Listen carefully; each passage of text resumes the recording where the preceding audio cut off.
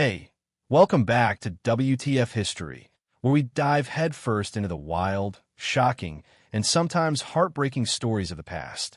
Today, we're stepping into the world of Tudor England, a place of glittering courts, ruthless politics, and a king who wasn't exactly known for his patience with his wives. Picture this. It's February 13th, 1542, and a young woman, barely 19, is walking down a cold stone corridor in the Tower of London. Her name is Catherine Howard, and she's heading to the scaffold, her hands trembling as they clutch a small prayer book. The guards around her are silent, their boots echoing in the damp air. Just the night before, this young woman, Henry VIII's fifth wife, asked for the execution block to be brought to her cell. She spent hours practicing how to place her head on it, as if getting that one thing right could somehow make the horror of her fate more bearable. Can you imagine the fear? A teenager, once a queen, now preparing to meet the executioner's axe. How did it come to this? How does someone go from dancing in palaces to facing death in just 18 months? Let's unravel the tragic, twisted tale of Catherine Howard, Henry VIII's Rose Without a Thorn. And trust me, this story is going to hit you hard. We're starting in 1540, and England's royal court is a whirlwind of gossip, ambition, and power plays. King Henry VIII is 49, and let's just say he's not aging like fine wine. He's overweight, battling a leg ulcer so foul it could make your stomach turn, and he's just annulled his marriage to his fourth wife, Anne of Cleves. After 4 marriages, 1 wife beheaded, 1 dead in childbirth, 2 divorced, Henry's not exactly the romantic hero of the story. His temper's legendary, his health's failing, and the court's buzzing with whispers that maybe he's done with marriage for good. But then, like a spark in a dark room, Catherine Howard walks in. She's 19, vivacious, with a smile that could charm anyone, and she's serving as a lady-in-waiting to Anne of Cleves. No royal blood, no fancy education, just a niece of the powerful Duke of Norfolk with a knack for turning heads. When Henry sees her, it's like he's 20 again. He's smitten, calling her his jewel of womanhood, his rose without a thorn. By July 28th, 1540, just 19 days after his marriage to Anne of Cleves is dissolved, Henry weds Catherine in a lavish ceremony. Suddenly, this nobody is Queen of England, draped in jewels, gifted sprawling estates, and living a life most could only dream of. Now, you might think this is where the fairy tale begins, a young girl plucked from obscurity to wear a crown. But Catherine's story is no fairy tale, and her past is about to cast a long shadow. She didn't grow up in a polished palace with tutors and governesses. Her mother died when she was young, and Catherine was packed off to her grandmother, the Dowager Duchess of Norfolk, who ran a chaotic household in the countryside. Picture a sprawling mansion stuffed with young nobles, all getting a half-hearted education under barely any supervision. The girls, Catherine included, slept in a communal dormitory called the Maiden's Chamber, where the rules were more like suggestions. By 13, Catherine's already caught up in her first fling with her music teacher, Henry Mannix. It's not some grand romance. Think awkward caresses and stolen moments. The kind of thing a naive kid gets swept into without understanding the consequences. She later admitted Mannix touched her in ways she didn't fully grasp. And at that age, how could she? 2 years later, at 15, she's in deeper with Frances Derham, her grandmother's secretary. They're sneaking around after curfew, calling each other husband and wife in private, meeting in the dormitory while the household sleeps. It's reckless, passionate, and dangerous. But to Catherine, it's just youthful adventure. These secrets, tucked away in her past, seem harmless when she arrives at court in 1539, her beauty and energy lighting up the room. But in the Tudor court, secrets have a way of clawing their way to the surface. Catherine's life as queen is dazzling at first. Henry's head over heels, showering her with gifts. Think glittering diamonds, velvet gowns, and sprawling properties. She's dancing at banquets, throwing lavish parties, and managing her royal household with the kind of energy only a teenager can bring. The court's enchanted by her, and Henry's practically glowing. rejuvenated by his young bride. But behind the scenes, things aren't so rosy. Henry's not the man he once was. His leg ulcer's so bad it's a miracle anyone can stand to be near him. And he's got to be carried around in a special chair.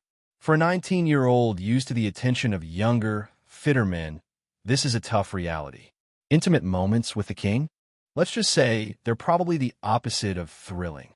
Enter Thomas Culpeper, a dashing gentleman of the king's privy chamber. He's everything Henry isn't. Young, handsome, charming, and soon, Catherine's exchanging glances with him, then secret notes, then sneaking off for private meetings. Helping her is Jane Rochford, her lady-in-waiting, who's got a sketchy track record. Fun fact, Jane's the sister-in-law of Anne Boleyn, Henry's second wife, who was beheaded partly because of Jane's testimony. Now, Jane's playing a dangerous game again, arranging these risky rendezvous. Meanwhile, Catherine's past is creeping closer. Frances Dereham, her old flame, shows up at court, demanding a job in her household. Terrified he'll spill her secrets, Catherine makes a fatal choice. She gives him the job of secretary, hoping it'll buy his silence. But in the Tudor court, silence is never guaranteed. The summer of 1541 rolls around, and Catherine's walking a tightrope. While the royal court's traveling through northern England, her affair with Culpeper intensifies. Jane Rochford's arranging empty rooms in the mansions where the court stays, letting Catherine and Culpeper steal hours together while Henry sleeps. It's reckless beyond belief, but Catherine's young, trapped in a marriage that's more duty than desire, and Culpeper's offering her something she craves, attention, maybe even love. But the court's a snake pit of gossip, and someone's always watching.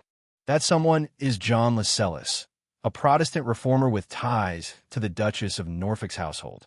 In November 1541, he decides to blow the lid off everything. He goes to Archbishop Thomas Cranmer, one of Henry's closest advisors, and spills the details of Catherine's teenage flings with Manox and Dereham. Cranmer, knowing Henry's explosive temper, doesn't dare confront him face to face. Instead, he leaves a letter on the royal bench in the chapel, laying out the accusations. When Henry reads it, he's floored.